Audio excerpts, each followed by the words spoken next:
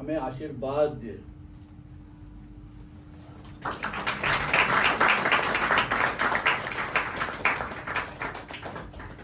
जीवन किस काम आया सोचना चाहिए।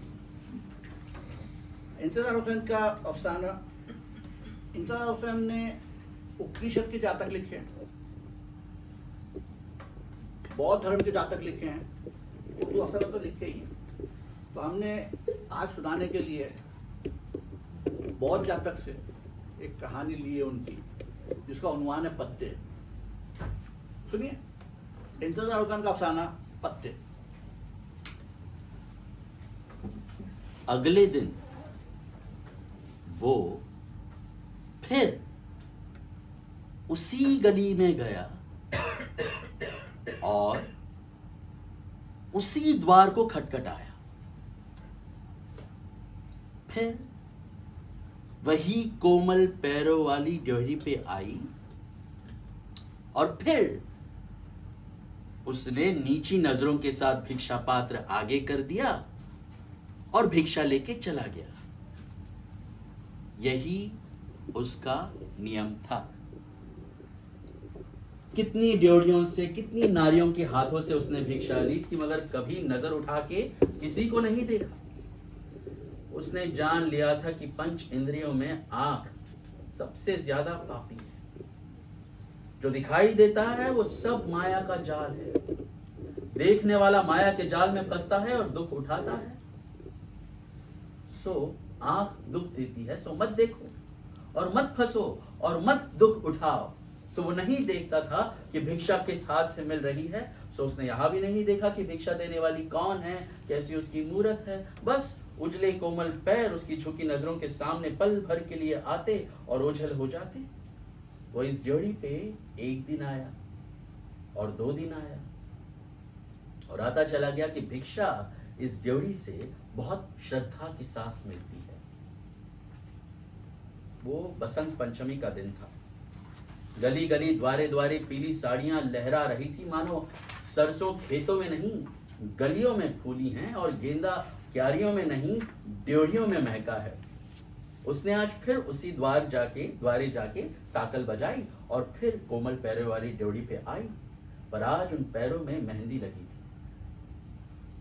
उसने झुकी नजरों से उन पैरों को देखा और अचंभा किया कि गोरे पैरों में मेहंदी कैसे रचती है और पैर क्या से क्या बन जाते हैं। वो अचंभे से मेहंदी रचे गोरे कोमल पैरों को तकने लगा। ये ध्यान ही न रहा कि उसे भिक्षा भी लेनी है। भिक्षु जी जल्दी करो, त्योहार का दिन है। और उस आवाज के साथ की आवाज आज उसने पहली बार सुनी थी, भिक्षा पात्र के साथ साथ उसकी नजरें भी उठ गईं और फिर उठी ही रह गई।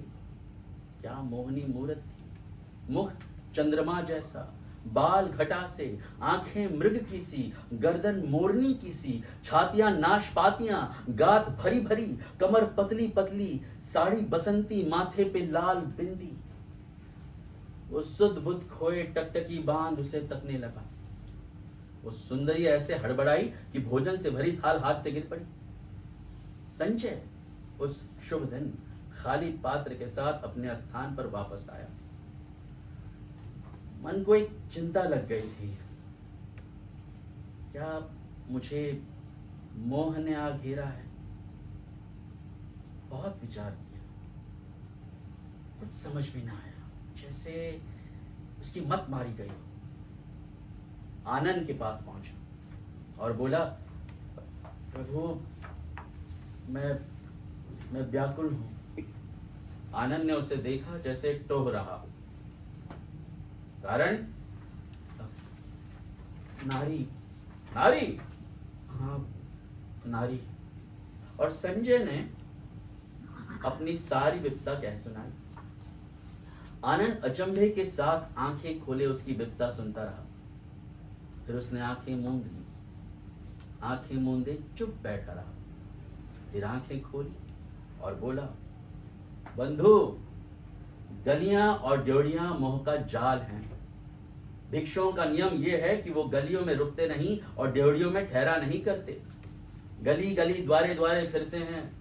भिक्षा आज यहां से कल वहां से। पर मूर्ख, तू तूने इस नियम का पालन नहीं किया। तूने वही किया जो सुंदर समुद्र ने किया था। सुंदर समुद्र ने क्या किया था? तू नहीं जानता सुंदर समुद्र ने क्या किया था? नहीं प्रभु, मैं नहीं जानता सुंदर समुद्र ने क्या किया था। तब आनंद ने सुंदर समुद्र की कहानी संजय को सुनाई। सुंदर समुद्र की कहानी। जन्माष्टमी का दिन था। सुहानी रुत, मंगल समय, भादों की रिमझिम हो रही थी। एक हवेली में एक बुढ़िया बूढ़ा धारोधार रो रहे थे। एक कंचनी उधर से गुजरी तो उसने अचरज किया। हे दुखियारू, तुम पे क्या विपदा पड़ी कि आज जन्माष्टमी के दिन जब हर नर नारी बूढ़ा बालक उत्सव मनाता है, तुम आंसुओं की गंगा जमुना बहा रहे हो। वो दुख से बोली, अरे हमारे लिए अब न जन्माष्टमी है न होली दिवाली है। पूत के बिछड़ने का रोग ऐसा लगा है कि हर घड़ी उसे याद करते हैं और रोते हैं। भूत बिछड़ गया? अरे हमारे एक ही तो पूत था, वो हमसे बिछड़ गया। कैसे बिछड़ और गया? हमारी दुनिया अंधेर कर गया। एक दिन बुद्ध देव का इस नगर से गुजर हुआ था। उनके उपदेश ने उसे ऐसा बदला कि कहाँ तो छैला बना फिरता था और कहाँ ये कि सर मुंडाया, पीला बाना पहना और शाक्य मुनि के पीछे हो लिया। उस पूत का नाम क्या है? सुंदर समुद्र। अच्छा, मैं तुम्हारे पूत को वापस लाऊंगी। अरे अरे तू कैसी बातें करती है? शाक्य मुनि के संग में जाके कोई वापस आया है? कंचनी ने ताव दिखाया, बोली, वो अपने समय का मुनि है तो मैं भी अपने समय की कंचनी हूँ। ये कह के वो वहां से चली। शाक्य मुनि का अता पता लिया कि इन दिनों कहाँ विराजते हैं और किस नगर में उनके भिक्षु भिक्षा लेने पहुंचते हैं। उसी नगर पहुंच एक ऊंची हवेली ले वहां रह पड़ी। सुंदर समुद्र हर रोज भिक्षा पात्र ले बस्ती में पहुंचता, कभी इस गली में कभी उस गली में। एक रोज इस गली में आया और इस ऊंची हवेली की ड्योढ़ी पे पहुंचा। वो कंचनी तो बाट ही देख रही थी, थाल लेकर खुद ड्योढ़ी पे आई। ऐसे चतुराई से बात की और भिक्षा दी कि सुंदर समुद्र ने अगले दिन फिर उस गली का फेरा लगाया और उसी ड्योढ़ी पर आया। फिर वो उस ड्योढ़ी से ऐसा हिला कि द्वारे द्वारे जाना छोड़ा। रोज उस ड्योढ़ी पे आके खड़ा होता और भिक्षा पात्र भरवा के लौटता। वो कंचनी एक दिन चतुराई से कहने लगी, भिक्षु जी, तुम्हारे नियम में कोई फर्क ना पड़े तो आज यहीं पधारो और भोजन करो। मैं जानूंगी कि मेरी कुटिया को 4 चांद लग गए हैं। सुंदर समुद्र ने विचार किया, फिर दिल में कहा, तथागत ने कभी किसी को ना नहीं कहा। एक मूर्ख ने उनके सामने भोजन के नाम पर मांस लाके रख दिया, उस पे भी ना नहीं कहा, मांस खा लिया। मुझे भी यही नीति अपनानी चाहिए। सो सुंदर समुद्र ने उस दिन उस ड्योढ़ी में बैठ के भोजन किया। उस कंचनी ने दूसरे दिन भी यही इच्छा की और सुंदर समुद्र ने फिर उसकी इच्छा मान ली। बस सुंदर समुद्र रोज ही उस ड्योढ़ी में बैठ के भोजन करने लगा। सुन रहे हो ना संजय? सुंदर समुद्र को अपनी ड्योढ़ी पे बुला लेने के बाद वो कंचनी गली के बालकों को मिलकर उनको बहलाया, फुसलाया और सिखलाया। जब भिक्षु जी जो ड्योढ़ी में बैठ के भोजन करें तो तुम गली में खूब दंगा करना और धूल मिट्टी उड़ाना। मैं दिखावे के लिए डांटूं डपटूंगी, तुम बिल्कुल मत मानना। अगले दिन उन बालकों ने यही किया। कंचनी ने बालकों को डांटा डपटा, मगर उन्होंने एक कान सुनी और दूसरे कान उड़ा दी। अगले दिन कंचनी सुंदर समुद्र के सामने हाथ बांध के खड़ी हो गई और कहा, प्रभु जी, गली के बालक बकटुट हैं, गर्दा मिट्टी उड़ा के भोजन को खराब करते हैं। मैं विनती करती हूँ कि आप अंदर आकर पधारें और भोजन करें। सुंदर समुद्र ने फिर बुद्ध नीति को याद किया और कंचनी की बात चुपचाप मान ली। उस दिन से सुंदर समुद्र ड्योढ़ी से निकल अंदर दालान में बैठ के भोजन करने लगा। वो भोजन करता और कंचनी उसकी सेवा करती। सेवा करते करते छप दिखाती। क्या उस कंचनी की छप थी और क्या रूप था, सुन रहे हो ना। सूरत सुर्ख सफेद जैसे सेब अनार, चुटिया नागिन जैसी, भवे कमान सी, गोल गदराई छातियां, कमर पतली, कूल्हे भरे भरे, सुंदर समुद्र जब उसकी ओर देखता तो उसका जी डोलने लगता। तथागत ने अपने ज्ञान से जाना कि उनका एक भिक्षु किस गत में है। उन दिनों तथागत ने अपने पूरे संघ के संग श्रावस्ती के बाहर अनाथ हिंद के बाग में वास किया था। सब संगी उपदेश सुनने के लिए इकट्ठे हुए। तथागत एक घने आम तले विरासन मारकर बैठे और आंखें मूंद ली। कुछ देर बाद आंखें खोली, संघियों को तका, फिर उनकी ज्ञान भरी नजरें सुंदर समुद्र पे आके ठहर गई। टकटकी बांध के उसको देखते रहे, फिर बोले, संगी, तेरा मन किस कारण उचाट है? सुंदर समुद्र ने सर झुका लिया और रुकते रुकते बोला, हे तथागत, तथा मोह के कारण। तथागत टकटकी बांधे उसे देखा किए, फिर बोले, भिक्षु, मोह में दुख है। कामना आदमी की दुर्दशा करती है। कामी आदमी से वो बंदर भले जिन्होंने ये भेद जानकर गिरह में बांधा और सुख पाया। भिक्षुओं ने पूछा, हे तथागत, वो भले बंदर कौन थे और कहाँ थे? क्या तुमने भले बंदरों की कहानी नहीं सुनी? नहीं। तो सुनो। बरस बरस हुए मनुष्य जाति से दूर परे हिमालय की तलहटी में बंदरों की बिरादरी रहती थी। एक बार ऐसा हुआ कि कोई शिकारी उधर आ निकला। उसने एक बंदर को जतन करके पकड़ा और बनारस जाकर राजा को दे दिया। उस बंदर ने राजा की ऐसी चाकरी की कि उसने प्रसन्न होकर उसे आजाद कर दिया। वो बंदर लौट के अपने जंगल पहुंचा तो बिरादरी उसके गिर्द इकट्ठी हो गई। सब पूछने लगे, बंधु, तू इतने दिनों कहाँ रहा? बंधुओं, मैं मनुष्य जाति के बीच रहा। मनुष्य जाति के बीच? अच्छा, फिर बता, तूने उस जाति को कैसा पाया? बंधुओं, ये मत पूछो। हम तो पूछेंगे। अच्छा, ये बात है तो सुनो कि मनुष्य जाति में भी नर मादा होते हैं, जैसे हमारे बीच होते हैं, पर उनमें नर की ठोड़ी पे लंबे लंबे बाल होते हैं और मादा की छातियां बड़ी बड़ी होती हैं, इतनी बड़ी कि थल थल करती हैं। थल थल छातियों वाली ठोड़ी में बाल वालों को मुंह में फंसाती हैं और थूक देती हैं। बंदरों ने कानों में उंगलियां दे दी, चिल्लाए, बंधु बस कर, हमने बहुत सुन लिया। फिर वो सीधे से ये कह के उड़ गए, हमने यहाँ बैठ के बुराई की बात सुनी है, हम यहाँ से उठ जाना चाहिए।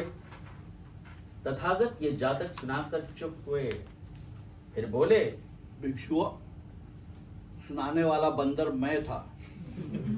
सुनने वाले बंदर वो थे जो आज मेरे भिक्षु हैं। एक भिक्षु ने अचंभे से पूछा, हे तथागत, नारी मर्द को कैसे दुख दे सकती है जबकि मर्द बलवान है और वो निर्बल है? बोले भिक्षुओं, नारी निर्बल है तो क्या हुआ? चातुर जो है अपनी चतुराई से बलवानों के बल निकाल देती है। क्या तुमने चातुर राजकुमारी की जातक नहीं सुनी? नहीं तथागत। तो सुनो। बीते समय की बात है कि बनारस में एक राजा था जिसने तक्षशिला जाके विद्या हासिल की। बहुत विद्वान, बहुत बुद्धिमान। उसकी एक पुत्री थी। ये सोच करके पुत्री खराब ना हो जाए वो उस पर बहुत कड़ी नजर रखता था, और नारी को 7 तालों में भी रखो तो वो खराब होकर रहती है। राजा ने बहुत चौकसी की, मगर राजकुमारी के नयन एक रसिया से लड़ गए। नयन तो लड़ गए पर मिलने की सूरत नहीं निकलती थी कि महल में चौकी पहरा बहुत था। रसिया ने अपनी दाया को अपना भेदी बनाया और महल में भेजा। दाया महल में जाकर राजकुमारी की चाकर बन गई। साथ ही ताक में रही कि मौका मिले तो राजकुमारी से भेद की बात की जाए। एक दिन की बात है कि वो बैठी राजकुमारी के सर में जुएं देख रही थी। जुओं को कुरेदते कुरेदते उसने नाखून से सर को खुजाया। राजकुमारी भी उड़ती चिड़िया को पकड़ती थी, भांप लिया कि दाल में काला काला है। बोली, अरे मुंह से फूट कि उसने क्या कहा है?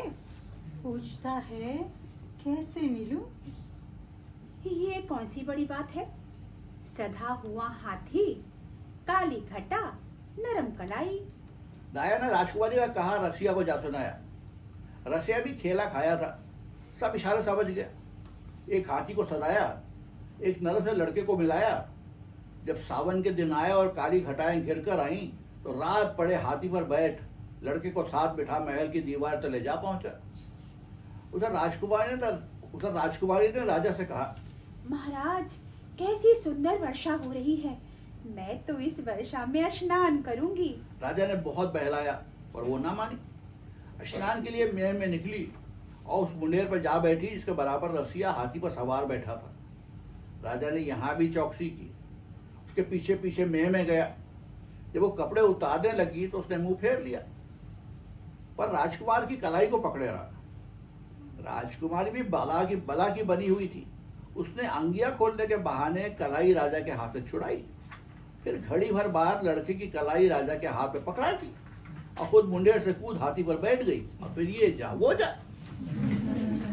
अंधेरे में राजा को पता न चला कि क्या हुआ, और फिर यूं हुआ और फिर यूं भी उसने मुंह फेर रखा था। बस उसी तरह मुंह फेरे, कलाई पकड़े वापस हुआ। राजकुमारी की अटारी में उसे ढकेल कर आगे सागर लगा दी। जब सुबह हुई तो पता चला कि राजकुमारी तो रसिया के साथ भाग गई। राजा ने हार के कहा, नारी की चौकसी कठिन काम है, कलाई पकड़ लो तो भी जुल दे जाती है। तथागत जातक सुनाने के बाद चुप हुए, फिर बोले, भिक्षु, जानते हो राजा कौन था? वो राजा मैं था, कि पिछले जन्म में राजगद्दी पर बैठा था और एक मेरी पुत्री थी। चुप हुए, फिर ठंडा सांस भर के बोले, मैंने प्रकृति के भेद जाने पर नारी के भेदभाव नहीं जान पाया। फिर जानते हो क्या हुआ संजय? सुंदर समुद्र जैसे सोते से जाग उठा, नारी के चक्कर को जाना और उस चक्कर से निकलने की ठानी। मन में कहा, आज मैं उस नारी से कह दूंगा कि कल मेरी बाट न देखे। ये प्रतिज्ञा करके वो उस ड्योढ़ी पर पहुंचा। कंचनी ने रोज की तरह उसकी आवभगत की और अंदर ले जाके दालान में बिठाया। पर आज उसके सिखलाए हुए बालकों ने ड्योढ़ी के अंदर आके धमा चौकड़ी शुरू कर दी। उस रंडी ने पहले तो बालकों को डांटा फटकारा, फिर जब वो न माने तो सुंदर समुद्र से कहा, भिक्षु जी, यहाँ ये बालक रोला मचाते हैं, तुम्हें सताते हैं। अच्छा हो कि ऊपर कोठे पे चढ़ के भोजन करो। सुंदर समुद्र यह सुनकर पहले तो रुका, फिर उसने सोचा, लोग बालक समान हैं, इनकी इच्छा पूरी करनी चाहिए, यही बुद्ध नीति है। और यूं भी आज इस घर में मेरा आखिरी भोजन है, कल मैं कहां और ये घर कहां। बस ये सोच के वो उठ खड़ा हुआ। आगे आगे कंचनी, पीछे पीछे वो सीढ़ियां चढ़ता चला गया। अपने पैरों पर नजरें जमाए एक एक सीढ़ी चढ़ रहा था। उसने कहां ये ध्यान दिया कि आगे कौन चल रहा है, मगर आगे जाने वाली कई बार रुक के खड़ी हो गई, जैसे वो थक गई हो। और हर बार सुंदर समुद्र बेध्यानी में एक नरम नरम साय के साथ छू गया। सीढ़ियां चढ़ के कंचनी ने सुंदर समुद्र को एक सजी बनी अटरिया में ले जाके नरम सेज पर बिठला दिया। फिर आप भी बराबर ये कहकर पसर गई, सीढ़ियां चढ़ के मैं तो थक गई मेरे बंधु। नारी के पास मर्द को फुसलाने के 40 गुर हैं। वो कंचनी उन 40 गुरों में पैरी हुई थी। उसने पहले तो एक लंबी अंगड़ाई ली, अंगड़ाई लेते हुए बाहें कि नंगी थी ऊपर उठाई, फिर शर्मा के मुस्का के गिरा दी, फिर नाखून से नाखून खुरचने लगी, फिर दांतों में साड़ी का पल्लू दबा के लजाई, बिना किसी कारण के जोर से हंसी, फिर एकदम से हाथों को मुंह में छुपा लिया।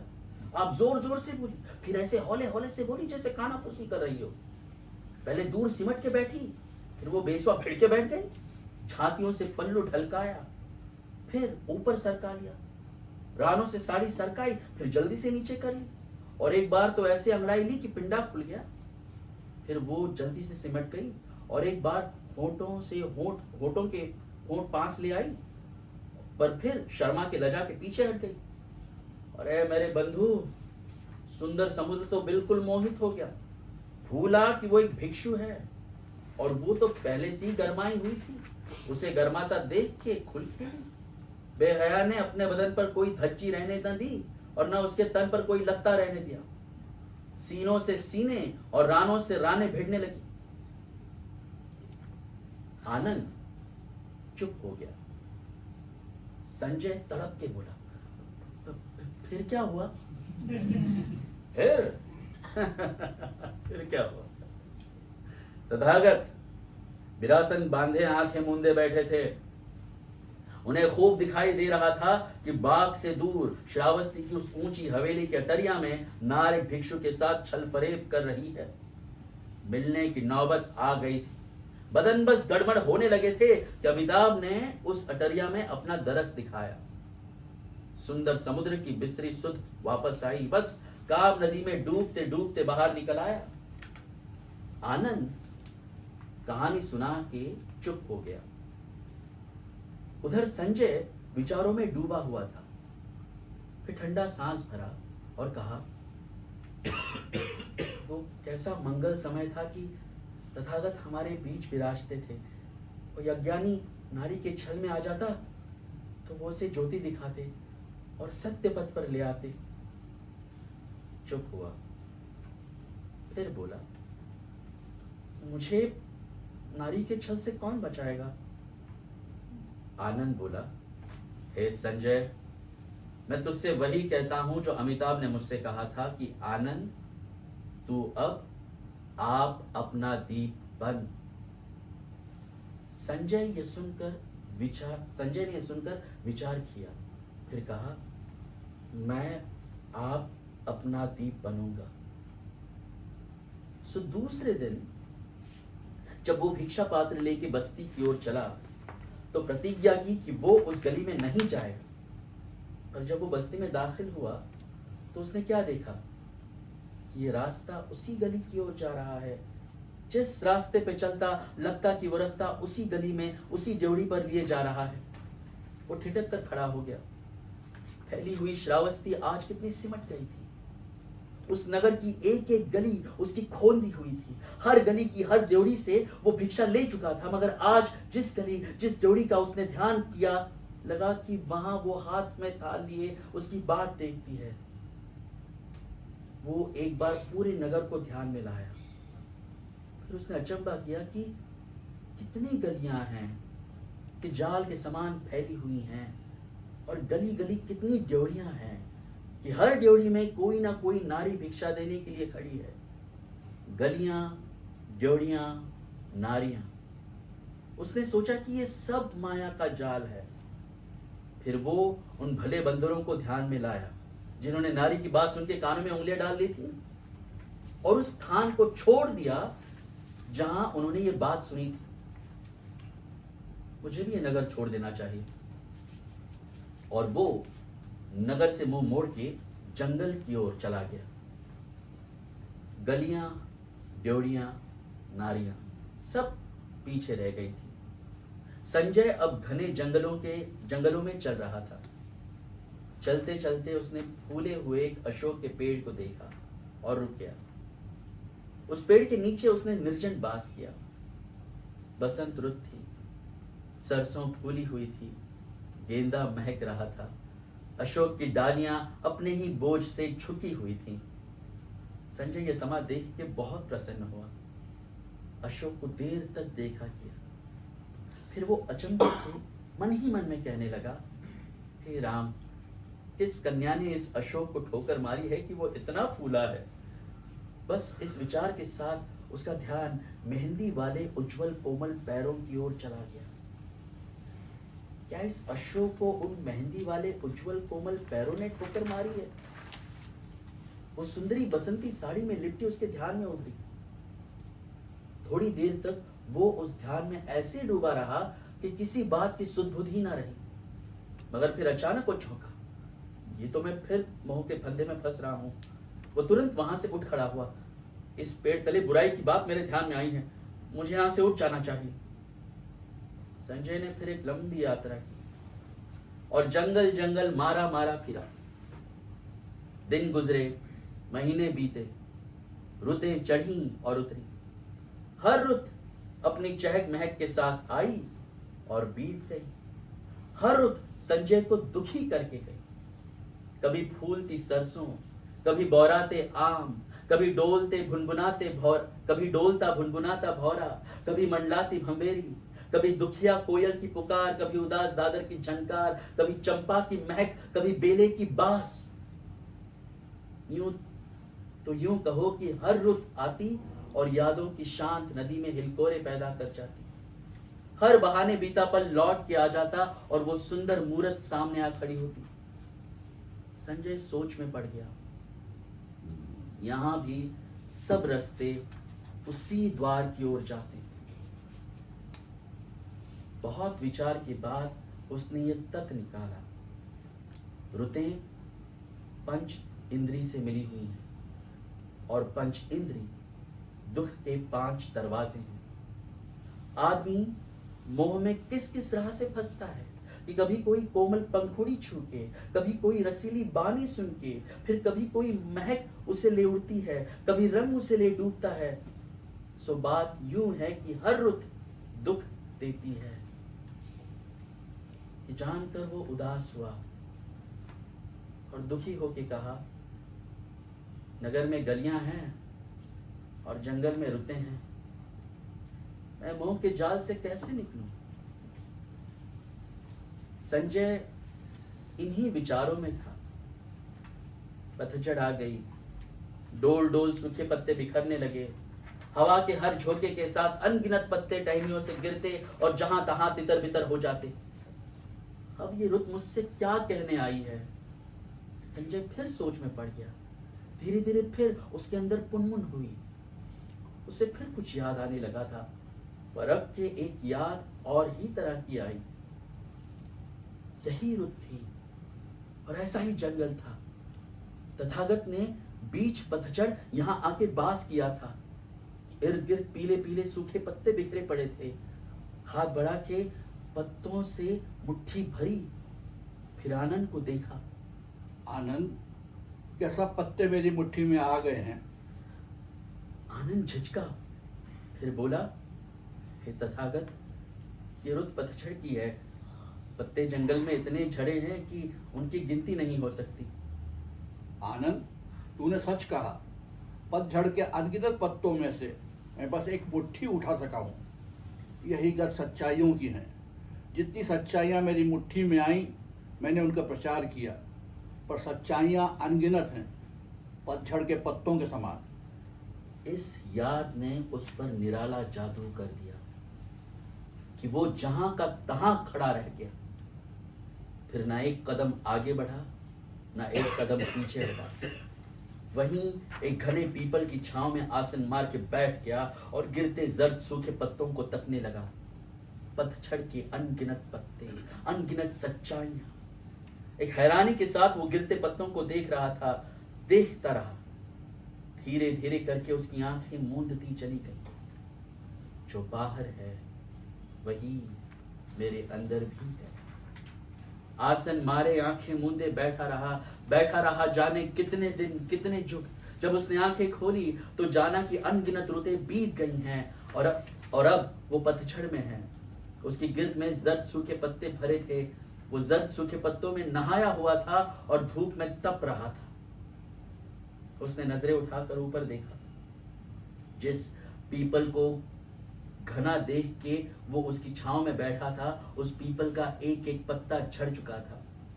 फिर उसने इर्द गिर्द नजर डाली और दूर तक धरती को जर्द पत्तों में ढका पाया। दूर तक पेड़ लुंड बुंड खड़े नजर आ रहे थे। उसने अपने शांत मन में झांका। मेरी कामनाएं भी जर्द सूखे पत्तों के समान झड़ चुकी हैं। फिर उसने कहा, बसंत रुत, बरखा रुत, जाड़े की रुत, सब रुतें आनी जानी हैं। फूल झड़ जाते हैं, बास उड़ जाती हैं, टहनियां सूख जाती है, पर पतझड़ अमर है। वो मुस्काया जैसे उसकी मुट्ठी भर गई हो। उठ खड़ा हुआ। अब वो शांत था। मन में कहा, मेरी यात्रा सिद्ध हुई, अब मुझे वापस चलना चाहिए। संजय जंगल में खाली पात्र व्याकुल मन के साथ गया था। जंगल से भरी मुट्ठी और शांत हृदय के संग लौटा। जंगल से निकल कर आया था। अब वो भरी बस्ती में था। श्रावस्ती में इस समय कैसी चहक महक थी। लगता था कि नगर नहीं फला फूला बाग है। रंग और सुगंध की नदी उमड़ी हुई थी। चहकते पंछी, महकती क्यारियां, सुंदर नारियां, रंग रंग की उनकी साड़ियां, गलियों में आतियां जातियां। उसने एक बैराग के साथ ये सब कुछ देखा। एक बार जी में आई कि बस्ती के बीच खड़ा होकर ये चेतावनी दे कि हे अज्ञानियों, हे श्रावस्ती के वासियों, रंग रस में मत डूबो। फूल कुम्हला जाते हैं, बुबास उड़ जाती है, रंग रूप उतर जाता है, चौबन ढल जाता है। सुंदरता की सब रुतें आनी जानी हैं, पतझड़ अमर रुत है। पर मन में तो बैराग रच गया था। बोलने को अब जी कब चाहता था। गुमसुम आंखें झुकाए श्रावस्ती की गलियों से गुजरा। आंख उठा के ये भी ना देखा कि किस गली में और किस द्वारे भिक्षा मांगते हो। क्यों देखे, मतलब तो भिक्षा लेने से है। बैरागी को इससे क्या कि किस द्वार से मिला है और किन हाथों से मिला है।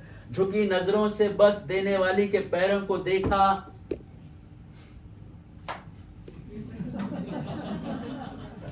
और हैरान रह गया। बिल्कुल वैसे ही गोरे मेहंदी लगे पैर। क्या ये वो है? चौक के नजर उठाई, क्या देखा कि वही खड़ी है, बिल्कुल उसी बसंती साड़ी में, माथे पे लाल बिंदी, हाथ में भोजन से भरी थाल। उठी नजरें उठी की उठी रह गई। कदम जहां थे वहीं जम गए। न कोई कदम पीछे न कोई कदम आगे। एक पल में चुप बीत गए। लगा कि जन्म जन्म से वो इस जोड़ी पे इसी गत से खड़ी है और जन्म जन्म से वो इसी तरह ठिठका हुआ उसे तक रहा है। मन उसका फिर व्याकुल था और आत्मा फिर दुखी थी। रुत फिर बदलने लगी थी। लुनमुन पेड़ों में कोंपलें फूट रही थी। उसने एक वसवसे के साथ अपने अंदर झांका। मेरे भीतर फिर कोई कोंपल फूट पड़ी है। और उसने अचंभे के साथ सोचा, अपने दीप के उजाले में चलते चलते मैं कहां आ गया हूं और ये कैसे पत्ते हैं कि मेरी मुट्ठी में आ गए हैं।